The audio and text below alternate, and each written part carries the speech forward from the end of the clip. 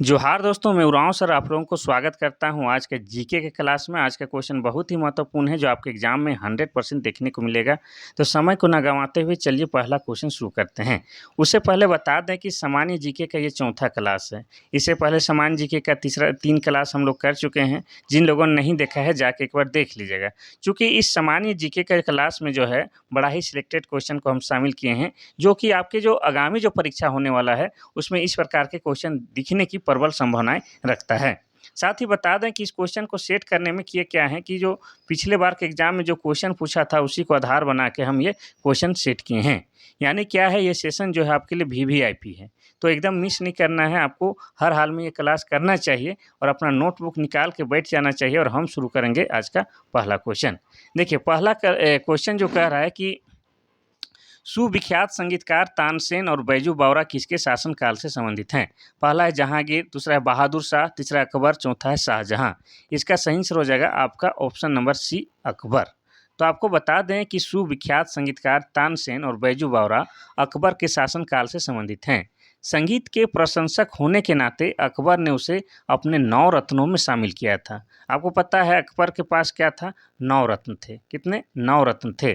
उन्हीं 9 रत्नों में ही आपका तानसेन और बैजू बावरा भी शामिल थे।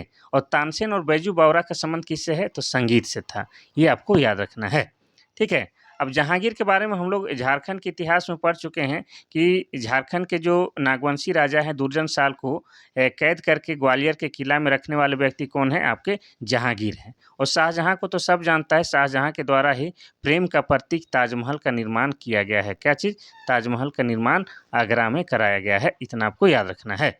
चलिए आगे बढ़ते हैं हम लोग क्वेश्चन नंबर 2 की ओर।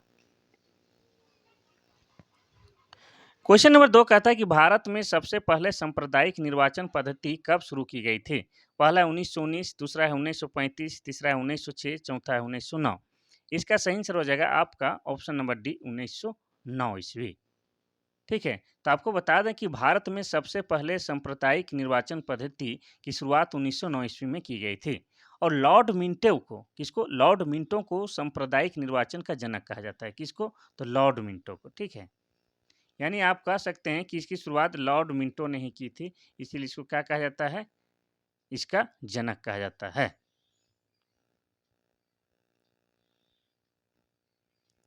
क्वेश्चन नंबर 3 कहता है कि सारे जहां से अच्छा हिंदुस्तान हमारा गीत किसके द्वारा लिखा गया है? पहला है अशफाक उल्लाह, दूसरा है साहिर लुधियानवी, तीसरा है मोहम्मद इकबाल, चौथा है राम प्रसाद बिस्मिल। इसका सही आंसर हो जाएगा आपका option number C Mohammad Iqbal. तो सारे जहां से अच्छा हिंदुस्तान हमारा गीत के रचयिता या लिखने वाला व्यक्ति कौन है? मोहम्मद इकबाल हैं। ठीक है। चलिए, आप सभी लोगों ने ये गाना हमेशा जरूर सुना होगा। जब भी 15 अगस्त या 26 जनवरी होता है उस समय सुने ही होंगे। सारे जहां से अच्छा हिंदुस्तान हमारा। कहना ही नहीं, सच में अच्छा है। ठीक है। 4 नंबर का सवाल कहता है कि किस योजना के अंतर्गत सरकार ने वह कृषि नीति बनाई जिसने हरित क्रांति को जन्म दिया? पहला है छठी पंचवर्षीय योजना, दूसरा है द्वितीय पंचवर्षीय योजना, तीसरा है चौथी पंचवर्षीय योजना और चौथा है तृतीय पंचवर्षीय योजना। इसका सही आंसर हो जाएगा आपका ऑप्शन नंबर डी तृतीय पंचवर्षीय योजना। तो आपको बता दें कि तृतीय पंचवर्षीय योजना के अंतर्गत सरकार ने वह कृषि नीति बनाई जिसने हरित क्रांति को जन्म दिया। और भारत में हरित क्रांति लाने का श्रेय किसे जाता है? तो डॉक्टर एम एस स्वामीनाथन को जाता है। स्वामीनाथन। या आप यूं कह सकते हैं कि भारत में जो है हरित क्रांति की जन्मदाता कौन है? तो वो हो जाएगा कौन? M S Swaminathan. अब हरित क्रांति क्या है ये आपके दिमाग में आता होगा। तो कृषि के क्षेत्र में वृद्धि होना, यानी कि अत्यधिक फसल उपजाऊ होना, ये क्या कहलाता है? हरित क्रांति कहलाता है। और भारत में हरित क्रांति के काल अगर पूछेगा तो क्या हो जाएगा? 1967। क्या हो जाएगा? 1967 जो है आपका भारत में हरित क्रांति का काल माना जाता है। चलिए, तो इसका हो जाएगा ऑप्शन नंबर डी तृतीय पंचवर्षीय योजना। 5वां नंबर का सवाल कहता है कि अन्नामलाई टाइगर रिजर्व किस राज्य में है? पहला है तेलंगाना, दूसरा है मध्य प्रदेश, तीसरा है तमिलनाडु, चौथा है केरल। इसका सही आंसर हो जाएगा क्या? आपका ऑप्शन नंबर सी तमिलनाडु। तो बता दें कि अन्नामलाई टाइगर रिजर्व जो है भारत के तमिलनाडु राज्य में स्थित है। कोई दिक्कत नहीं। क्वेश्चन नंबर 6 कहता है कि निम्नलिखित में से कौन सा राज्य भारत में सबसे अधिक मैग्नीज पैदा करता है? पहला है मध्य प्रदेश, दूसरा है आंध्र प्रदेश, तीसरा है उत्तर प्रदेश, चौथा है उड़ीसा। इसमें कोई डाउट नहीं है, यह हो जाएगा आपका ऑप्शन नंबर डी उड़ीसा। दिए गए विकल्प में से उड़ीसा राज्य जो है भारत में सबसे अधिक मैग्नीज पैदा करता है। और उड़ीसा की बात किया जाए तो उड़ीसा की राजधानी क्या है? भुवनेश्वर। क्या है? भुवनेश्वर। और आपको बता दें उड़ीसा में ही एक जगह है, कौन सा? पुरी है। और पुरी में ही क्या है? भगवान जगन्नाथ का मंदिर है, जहाँ पर प्रत्येक साल क्या है? रथ यात्रा लगता है, जो कि विश्व लेवल में प्रसिद्ध है। और उड़ीसा की ही बात आया है तो उड़ीसा क्या है? झारखंड का आपका दक्षिणतम हिस्सा में है। उड़ीसा क्या है आपका? झारखंड से दक्षिण सीमा में क्या है? सीमा साझा करता है।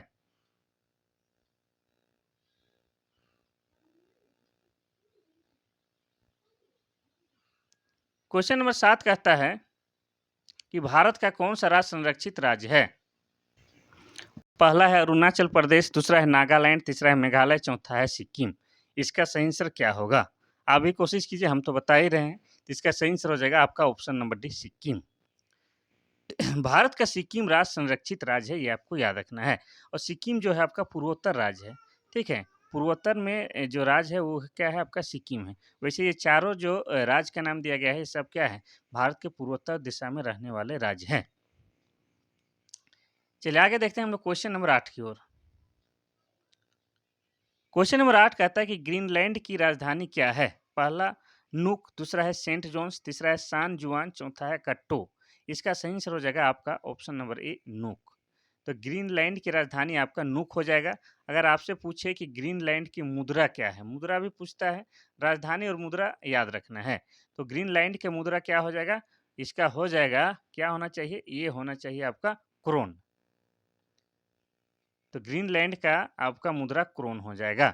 चलिए आगे बढ़ते हैं हम लोग क्वेश्चन नंबर 9 की ओर। क्वेश्चन नंबर 9 कहता है कि पंचायत में निर्वाचित महिला प्रतिनिधियों की कार्य क्षमता निर्माण के लिए कार्यक्रम शुरू किया गया था। कहाँ शुरू किया गया था? पहला है नागौर राजस्थान, दूसरा है रांची झारखंड, तीसरा है पटना बिहार, चौथा है लखनऊ उत्तर प्रदेश। इसको एकदम आंख मूंद के मार दीजिए अपना, झारखंड। ठीक है, option number B Ranchi Jharkhand. तो पंचायत में निर्वाचन महिला प्रतिनिधियों की कार्य क्षमता के निर्माण के लिए जो कार्यक्रम शुरू किया गया था वो रांची में शुरू किया गया था। और रांची कहाँ है? झारखंड में है। चलिए अब देखते हैं हम लोग क्वेश्चन नंबर 10।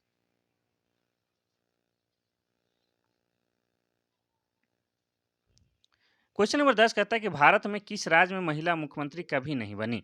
पहला है तमिलनाडु, दूसरा है राजस्थान, तीसरा है उत्तर प्रदेश, चौथा है महाराष्ट्र।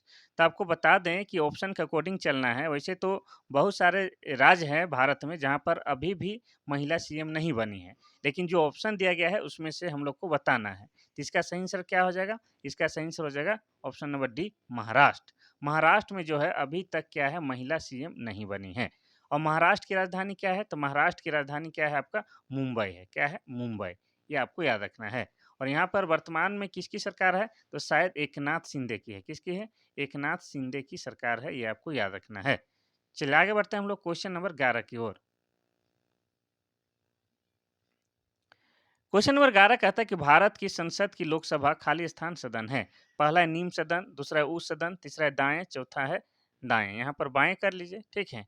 तो पहली बार आपको बता दें कि भारत के संसद में 2 सदन होते हैं। एक तो आपका लोकसभा, ठीक है? एक हो जाएगा आपका लोकसभा और एक हो जाएगा आपका क्या? राज्यसभा। ये 2 सदन हैं, ठीक है? जिसमें जो है आपका लोकसभा को क्या कहा जाता है? निम्न सदन कहा जाता है। और उस सदन किसको कहा जाता है? तो राज्यसभा को। इतना याद रखिएगा। तो निम्न सदन मतलब लोकसभा, उस सदन मतलब राज्यसभा। और इसमें भी अगर आपको और अधिक जानना है तो हम आपको बता के ही छोड़ते हैं, ठीक है? प्रथम सदन में हो जाएगा आपका लोकसभा और द्वितीय सदन में हो जाएगा राज्यसभा, ठीक है? और आपके दिमाग में ये भी आना चाहिए कि भाई संसद किसके मिलने से बनता है? संसद 3 कारकों से मिलके बना है। एक तो हो जाएगा आपका राष्ट्रपति, ठीक है? कौन है? राष्ट्रपति। और दूसरा हो जाएगा आपका लोकसभा और तीसरा हो जाएगा आपका क्या? राज्यसभा। ये तीनों को ही मिला के क्या होता है? संसद का निर्माण होता है, ठीक है? अब इसको ये भी इस तरह से आप याद रखिएगा। देखिए, सरला, पहले सरला लिख लीजिएगा, ये एक ट्रिक है, ठीक है? तो संसद जो है अनुच्छेद 79 में वर्णित है और राज्यसभा जो है अनुच्छेद 80 में वर्णित है। लोकसभा जो है अनुच्छेद 81 में वर्णित है। तो अनुच्छेद भी आपका याद हो जाएगा, इजी सरला। ठीक है, कोई दिक्कत नहीं।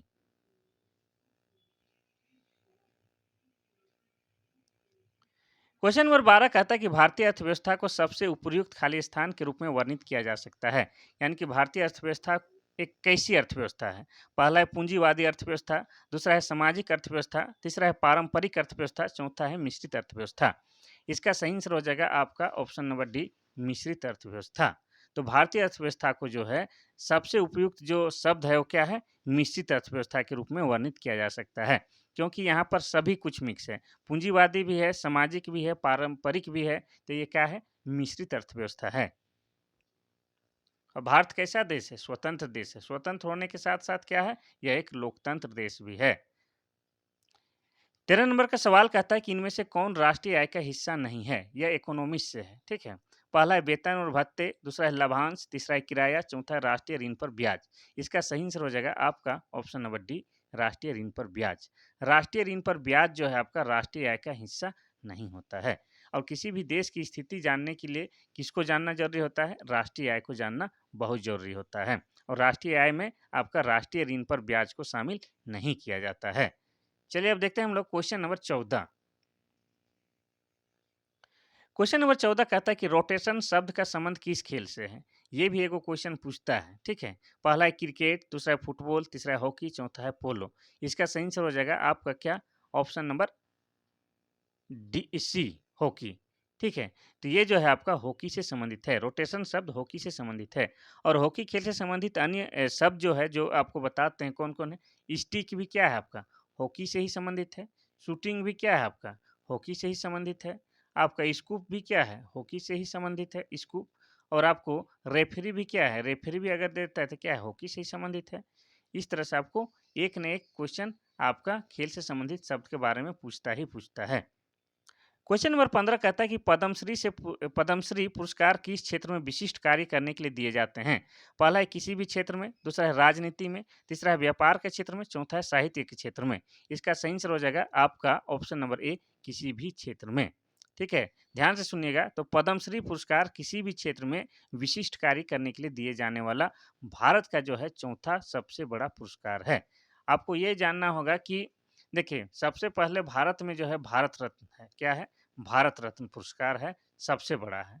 उसके बाद ये जो पद्मश्री जो है चौथा सबसे बड़ा पुरस्कार है, ये आपको याद रखना है। और ये जो है किसी क्षेत्र विशेष पर नहीं, बल्कि किसी भी क्षेत्र में विशिष्ट कार्य करते हैं तो पद्मश्री पुरस्कार से सम्मानित किया जाता है। चाहे कला हो, खेल हो, शिक्षा हो या डॉक्टरी, इंजीनियरिंग, कुछ भी है।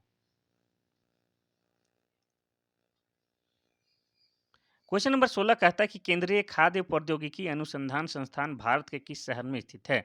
पहला है आपका देहरादून, दूसरा है रुड़की, तीसरा है मैसूर, चौथा है लखनऊ। इसका सही आंसर हो जाएगा आपका क्या? Option number C, Mysore. तो केंद्रीय खाद्य प्रौद्योगिकी अनुसंधान संस्थान भारत के मैसूर शहर में स्थित है। ये आपको याद रखना है, यानी कि साउथ में है मैसूर। लखनऊ किसका राजधानी है? तो लखनऊ जो है उत्तर प्रदेश की राजधानी है। देहरादून किसकी राजधानी है? तो देहरादून जो है आपका उत्तराखंड की राजधानी है। तो झारखंड की राजधानी क्या है? लिखिए, कमेंट में लिखिए। क्वेश्चन नंबर 17 कहता है कि निम्नलिखित में से कौन पखावज वाद्य यंत्र, देखिए वाद्य यंत्र का क्या नाम है? पखावज से संबंध रखते हैं। पहला है उस्ताद रहमान खान, दूसरा है उस्ताद सादिक अली, तीसरा है जनीन दारूवाला, चौथा है राजेंद्र प्रसन्ना। इसका सही आंसर हो जाएगा क्या? आपका ऑप्शन नंबर ए। ठीक है, तो आपको ये भी क्वेश्चन हमेशा पूछता है कि फलाना का संबंध किससे है, तबला का संबंध किससे है, बांसुरी का संबंध किससे है। इस प्रकार के क्वेश्चन बनता ही बनता है। तो इसमें भी आप लोग ध्यान दीजिएगा अपने से अगर नोटबुक बना रहे हैं तो। ठीक है, तो पखावज एक वाद्य यंत्र है। इसका संबंध किससे है? उस्ताद रहमान खान से है। ठीक है, चलिए आगे बढ़ते हैं। बांसुरी का संबंध, बांसुरी का प्रसिद्ध वादक कौन है? बताइए। हरिप्रसाद चौरसिया। और शहनाई के प्रसिद्ध वादक कौन है? तो शहनाई के बिस्मिल्लाह खान।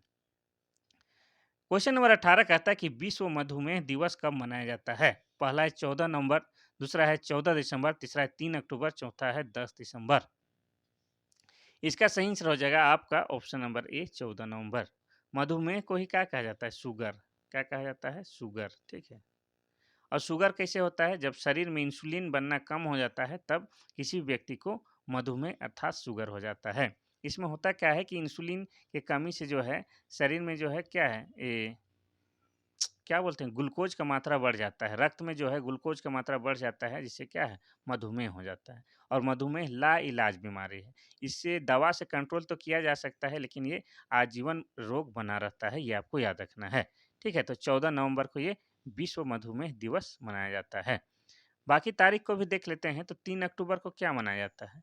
तो 3 अक्टूबर को विश्व प्रकृति दिवस मनाया जाता है। 10 दिसंबर को क्या मनाया जाता है? तो 10 दिसंबर को अंतर्राष्ट्रीय नागरिक उड्डयन दिवस भी मनाया जाता है, ये आपको याद रखना है। चलिए आगे बढ़ते हैं हम लोग क्वेश्चन नंबर 19 की ओर।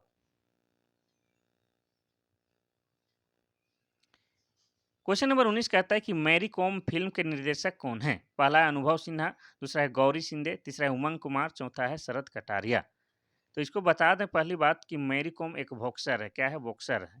और ये ओलंपिक भी खेली है और भारतीय स्तर पर ये एक नेशनल खिलाड़ी है भारत की, और बहुत सारा नाम कमाया है। इसने भारत को बहुत जगह रिप्रेजेंट भी की है। तो एक महिला है, ये भी आपका कहाँ की है?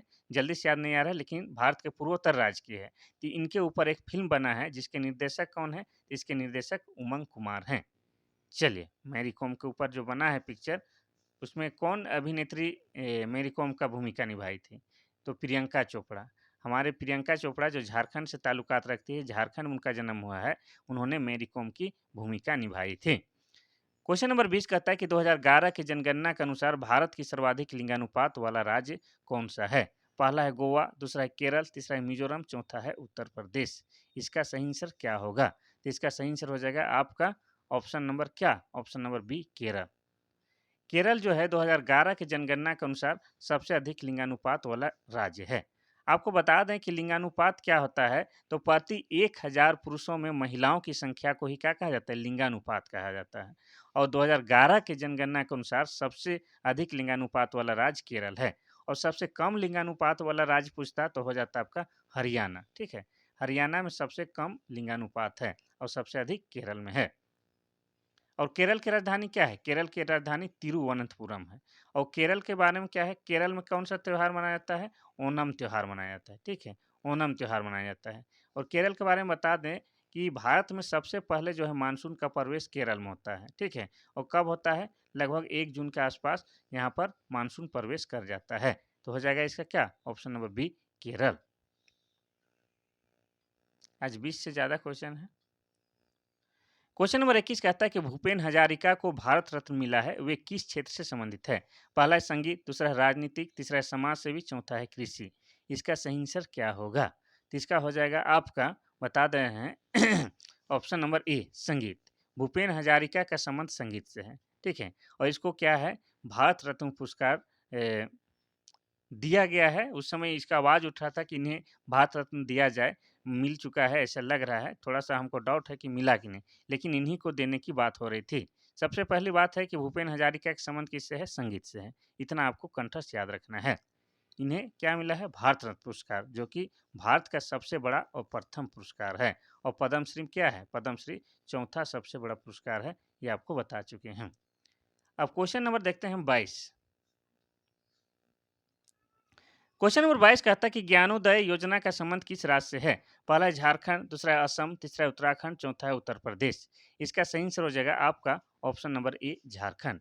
झारखंड में ज्ञानोदय योजना चलाया जा रहा है। इसके अतिरिक्त झारखंड में बहुत सारी योजनाएं चलाई जा रही है।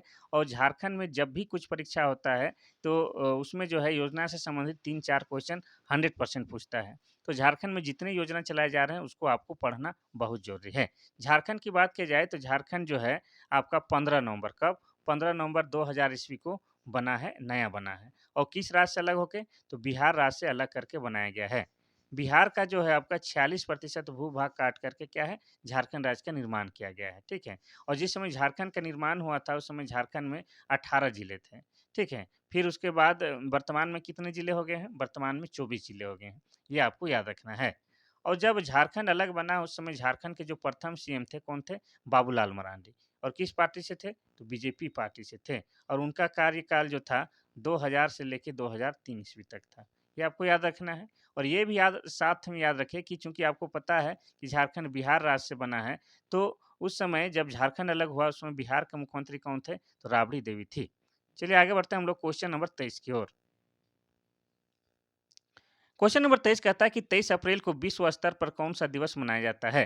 पहला है विश्व पुस्तक और कॉपीराइट दिवस, दूसरा है एड्स दिवस, तीसरा है पर्यावरण दिवस, चौथा इनमें से कोई नहीं। इसका सही आंसर हो जाएगा आपका ऑप्शन नंबर ए, विश्व पुस्तक और कॉपीराइट दिवस। 23 अप्रैल को क्या मनाया जाता है? विश्व पुस्तक और कॉपीराइट दिवस मनाया जाता है। एड्स दिवस की बात की जाए तो यह 1 दिसंबर को मनाया जाता है। कब? 1 दिसंबर को मनाया जाने वाला कौन सा है? एड्स दिवस है। पर्यावरण दिवस की बात की जाए तो पर्यावरण दिवस कब मनाया जाता है? पर्यावरण दिवस 5 जून को मनाया जाता है। कब मनाया जाता है? 5 जून को मनाया जाता है। वैसे 23 नंबर का सवाल का सही उत्तर हो जाएगा ए, विश्व पुस्तक और कॉपीराइट दिवस। क्वेश्चन और है। क्वेश्चन नंबर 24 कहता है कि ध्यानचंद पुरस्कार से सम्मानित सत्यदेव प्रसाद का संबंध किस खेल से है? पहला है हॉकी, दूसरा है तीरंदाज, चौथा है क्रिकेट और तीसरा है क्रिकेट, चौथा है कुश्ती। इसका सही आंसर हो जाएगा आपका ऑप्शन नंबर बी, तीरंदाज। तीरंदाज से संबंधित है कौन? आपके सत्यदेव प्रसाद, और इन्हें क्या है? ध्यानचंद पुरस्कार से सम्मानित किया गया है।